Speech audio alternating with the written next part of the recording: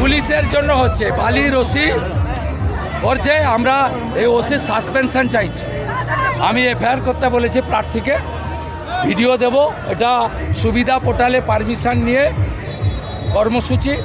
কর্মসূচি আটকানোর ক্ষমতা নেই। আপনি তো নেমে তো যাচ্ছিলাম, পালিয়ে গেলে কি করা যাবে? এখন কোন মানুষকে কাকে দেখে কি বলছে তার দায়িত্ব তো আমি নিতে পারি না। আমাকে দেখে কেউ চোর চোর চোরটা বলতে পারে না, তাকে দেখে লোক বলছে, কে বলেছে কেন বলেছে।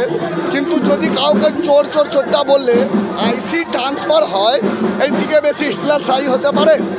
মানুষের গণতন্ত্রের অধিকার আছে, গণতান্ত্রিকভাবে সে যদি নিজের কথা বলেছে, যে বলেছে তার বিরুদ্ধে উনি অ্যাকশন নিক। আইসিকে ট্রান্সফার করিয়ে দেবেন, উনি 3টে আইসি ট্রান্সফার করিয়েছেন, তাতে কি হলো? জিততে পারবেন? জিততে পারবেন না। মানুষেরা ভালোবাসা চাইবে যে তার জন্যে